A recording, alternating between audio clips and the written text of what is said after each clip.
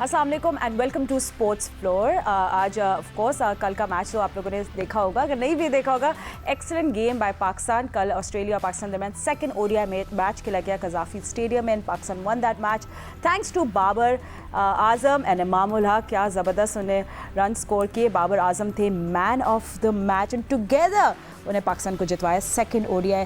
And just by the way ये highest run chase है पाकिस्तान का ओडीआई हिस्ट्री में। So and not to forget Fakhar Zaman के 67 रन, उन्होंने भी प्रेशर रखा बॉलर्स के ऊपर यू नो। एंड ऑस्ट्रेलिया ने जो रन दिए थे वो देवर 348 फॉर 8 उनका स्कोर था, बिग स्कोर।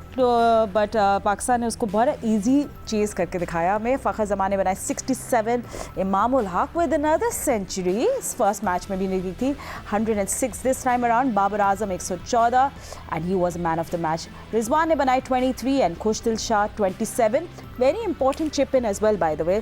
तो हमारे एक्सपर्ट से भी हम लोग बात करेंगे, बट साथ साथ आपको ये भी बता दें, कुछ मज़े के फैक्ट्स भी बता दें कि ये जो every time Pakistan has never lost in ODI जब फ़खर एंड इमाम ने सेंचुरी पार्टनरशिप की है, तो ये हम लोग कभी हारे ही नहीं है match. So that's exactly what the formula is, setting the foundation right, but of course our experts know better। Cricket Sikandar Bakht मेरे साथ मौजूद है स्टूडियो में। टेलीफोन लाइन पे हमें ज्वाइन किया है senior sports journalist Aliya Rashid ने, senior sports journalist Abdul Majid Bhatti हमारे साथ हैं, सैयद या हुसैन है ना द सीनियर स्पोर्ट्स जर्नलिस्ट जिन्हें हमें ज्वाइन किया है। ठीक है, उसके साथ साथ हम लोग आप लोगों से भी बात करेंगे। अगर हमारे टीम के कैप्टन और इमाम उल हक ने मिलकर बात की, उन्हें बोला कि उतराव चढ़ाव तो गेम का हिस्सा होता है, बट उन्हें किस तरह इस चेज़ को प्लान किया, what did they talk about, आइए सुन लेते हैं दोनों की ज़बानी। कौमी टीम के कप्तान बाबर आजम का कहना था कि जैसे इमाम और फ़खर ने शुरुआत की, मैच के लिए उनका प्लान भी यही था। बाबर आजम ने कहा कि उन्होंने अपनी नेचुरल गेम खेली और इमाम के साथ पार्टनरशिप लगाई, जिसका मुस्बत नतीजा निकला। उन्होंने मजीद कहा कि उतार चढ़ाव आते रहते हैं, लेकिन हम एक दूसरे को बैक करते रहते हैं। जो गलतियाँ करते हैं उस पर काबू पाने की कोशिश करते हैं और कोशिश करते हैं कि वो गलतियाँ दोबारा दोहराई ना जाएं। इमाम उल हक ने मैच से मुतालिक बात करते हुए कहा कि ऐसी जीत टीम के लिए बहुत अच्छी होती है। लाहौर उनका होम ग्राउंड है, जहां खेलना और सेंचुरी बनाना उनका ख्वाब था, जो अल्लाह ने पूरा कर दिया। तो सिकंदर, यू नो कभी आपका दिन होता है और कभी नहीं, but you know still that means अगर आपका दिन नहीं भी हो, you have to make a plan and you have to make sure कि आप एग्जीक्यूट करें।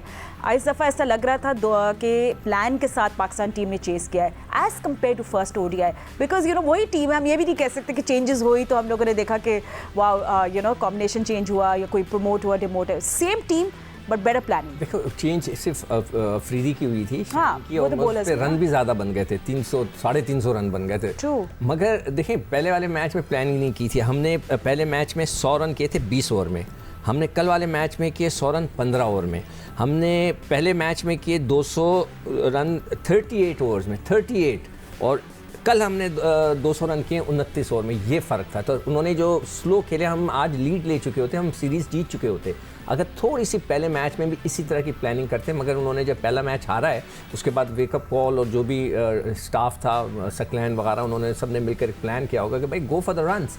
और 118 की जो ओपनिंग पार्टनरशिप पड़ी है 18 ओवर में, मैं इसलिए बार बार ओवर्स बता रहा हूँ, इट्स वेरी इंपॉर्टेंट कि आप रिदम के साथ बनाएं। मैं पहले मैच के बाद यही बोला था, हमने रिदम नहीं बनाया, हमने यहाँ रिदम बनाया फर्स्ट ओवर से। 118 की पार्टनरशिप 18 ओवरों में, और उसने एक रिदम बना के दिया और फिर उन्होंने कंटिन्यू रखा रिदम को।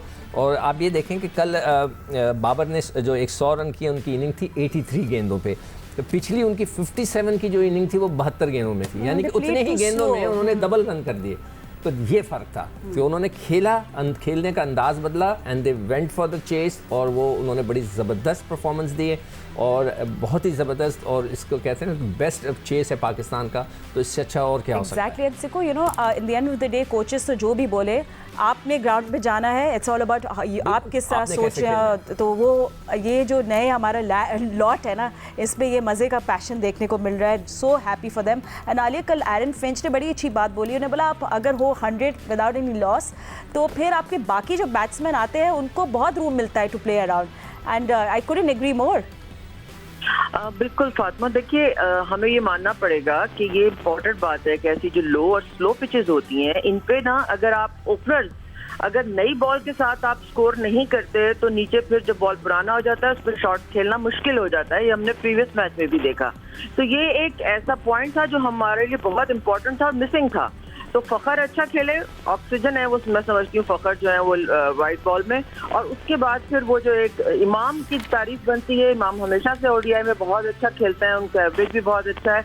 और बाबर आजम ने कल वो चेंज, जिस गियर चेंज करने की जरूरत थी वो किया ओवरऑल पूरी टीम ने। तो हमने देखा कि हमें फतुहात भी मिली। लेकिन फातिमा, इसके साथ साथ मैं ये जरूर चाहती हूँ कि हम इस पे बात करें कि हमारे जो बॉलर्स हैं उनका इस्तेमाल जो है वो कैसा है। खासतौर पे जाहिद जो है वो कल बहुत ज्यादा फ्लाइट दे रहे थे और बहुत मार पड़ रही थी उनको, क्योंकि जिस तरह एक तो पिच पे वैसे ही स्लो है, यहाँ पे आप हवा में फ्लाइट देंगे तो मार पड़ेगी, जाहिर है आप बैक पे मारें तो और बात है। जैसे तेज लूप के साथ अश्विन गेंद करते हैं उनको वैसे करनी चाहिए थी।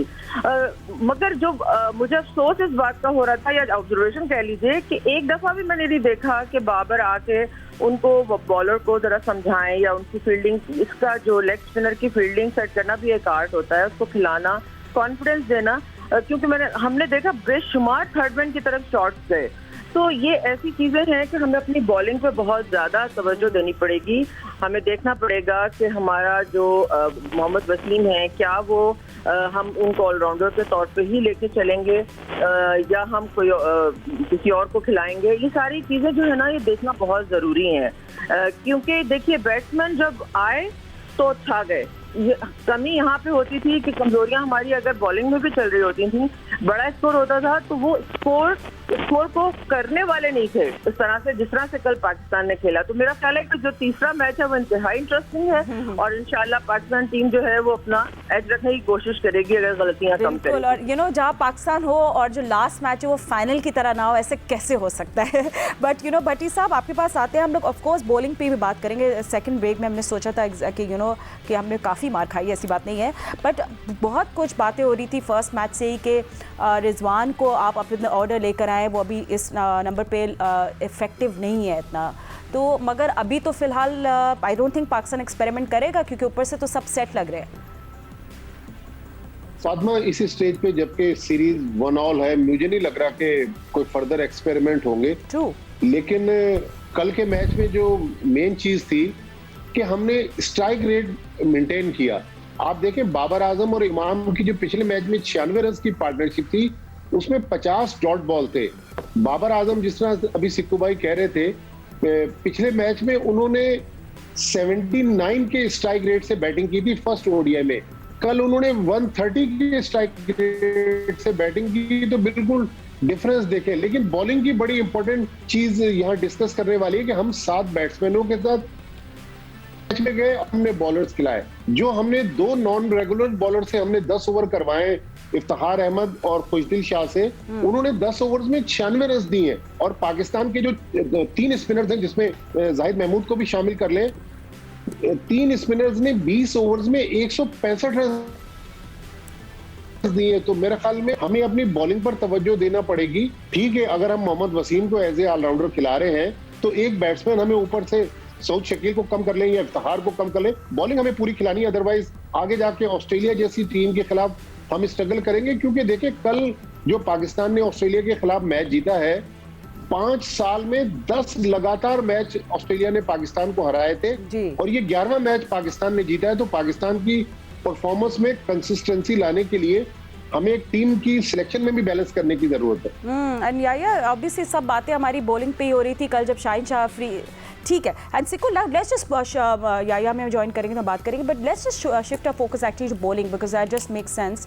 कल शाहीन शाह अफरीदी जब इंक्लूड हुए, आई वाज वेरी हैप्पी क्योंकि he did strike early and I am like okay now things are going to change. हम लोग 348 जब स्कोर हुआ था तो मैं भी थोड़ा सा आई वाज टेकन अबैक कि काफी ज्यादा स्कोर हो गया। सबसे पहले तो मार हम खा रहे थे। हाँ, पिच जो थी वो it's a good one day track जिसमें रन्स बने, सबने एंजॉय किया। और सबसे बड़ी बात है कि हमने इतना बड़ा चेस किया है कि इत्तेफाक से मैं एक डिनर पे था और वहाँ पे हम लोग ने टेलीफोन पे लगाया हुआ था मैच और हम देख रहे थे। और सारे लोग बड़े एक्साइटेड थे कि यार क्या ज़बरदस्त चेस हो रही है। तो everybody was involve in it. हालांकि वो सब बाहर थे घर से और डिनर था, बड़ी जगह दावत थी और सब उसमें इन्वॉल्व हुए थे और ज़बरदस्त चल रहा था। और सिक्कू, but I also want to add कि फ़खर और खुशदिल को भी हमें इस पूरे party, because it was a team effort, और खुशदिल ने भी चिप इन किया। फ़खर ने बहुत ज़बरदस्त सो गुड, contribution है। So good. उसने तो फाउंडेशन डाली है बगैर किसी शक के, इमाम ने किया और दोनों ने मिलकर जो फाउंडेशन डाली 118 रन की। इसलिए मैं बार बार ओवर दिखा रहा हूँ कि वो जो स्ट्राइकिंग रेट की 57 इन 72 बॉल्स बाबर पिछले मैच में, इसके अंदर 114 83 बॉल्स, 10 बॉलों के डिफरेंस से उन्होंने डबल रन कर दिए। तो यही चीज़ अगर वो पहले लेके चलते, पता नहीं पहला मैच वो किस मूड से खेले और अगले मैच में क्या प्लानिंग हुई, किसने उनको जोश दिलाया, मोटिवेट किया कि जो वो रिदम लेके चले। बॉलर्स की आप जो बात कर रहे हो कि ज़ैम्पा को भी उसकी विकटें, ज़ैम्पा की 100 से ज़्यादा विकटें हो गई उस दिन जो उसने आउट किया था, तो 100 विकटें उसकी T20 में हो गई हैं। उसने भी 10 ओवर में 71 रन दिए। जाहिद जो कि नया बच्चा है, उसने भी 10 ओवर में 71 रन दिए। उसने दोनों ने 71, उसने एक आउट किया, उसने 2 आउट किए। तो स्पिनर्स को वहाँ मार पड़ी है उस पिच पे, उनको इतना फ़ायदा नहीं हुआ। मगर मैं भट्टी साहब की इस बात पे एग्री करता हूँ कि हमें ये सोचना चाहिए कि क्या हमें पार्ट टाइम बॉलर्स कुछ दिल है और उसका नाम इफ्तिखार, उनको यूटिलाइज इसी तरह पार्ट टाइम करना चाहिए या एक स्पेशलिस्ट बैट्समैन रखना चाहिए। साउथ शकील का मैं कहूँगा उस बेचारे ठीक है, फिर ये मिला। ठीक है, एग्जैक्टली आपने जो क्वेश्चन रेज किया या जो सिक्को कह रहे हैं कि आपके पार्ट टाइम बॉलर्स है, खुशदिल है, इफ्तिखार है, मतलब दे कॉस्ट यू 95 इन 10 ओवर्स, तो इस पे आपके क्या तासरात हैं? देखिए फातिमा, सबसे पहले तो मुबारक हो, पाकिस्तान टीम मैच जीती, सीरीज को 1-1 हमने कर दिया है। लेकिन इससे पहले जो आपने मुझसे सवाल किया कि बॉलिंग के हवाले से, मैं थोड़ा सा इसमें ऐड करना चाहूँगा। वो होता है ना कि आप दुकान से दूध लेकर आए और आपने जो है वो किचन के स्लैब पर रख दिया 1 घंटे और उसके बाद आपने दूध गर्म किया तो दूध फट गया। लेकिन आप दुकान से दूध लेकर आए और आपने फ़ौरन दूध गर्म कर दिया तो दूध जो है वो ओके। तो आपकी कल जो परफॉर्मेंस थी पाकिस्तान टीम की, आपने कल सिचुएशन के हिसाब से बैटिंग की, सिचुएशन के हिसाब से आपने जो है वो बल्लेबाजी की, बहादुरों की तरह आप खेले, तो आप कल मैच जीते।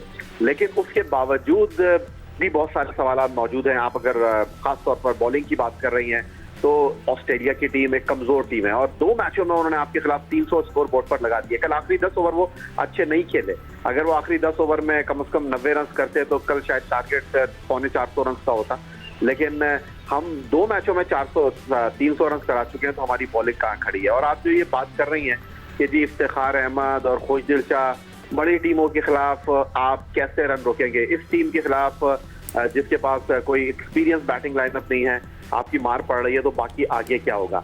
और जहां तक आपकी बैटिंग लाइनअप की बात है, ठीक है, बाबर आजम ने कल बहुत अच्छा चिप इन किया, लेकिन आपको ये नहीं भूलना चाहिए कि सही मानों में इस मैच की जो सिम्त का तयन किया वो फखर जमान की बैटिंग की। फखर जमान जिस तरह, जब भी फखर जमान और इमाम मिड सेंचुरी करते हैं पाकिस्तान जीतता है, पहले मैच में फखर जल्दी आउट हो गए थे।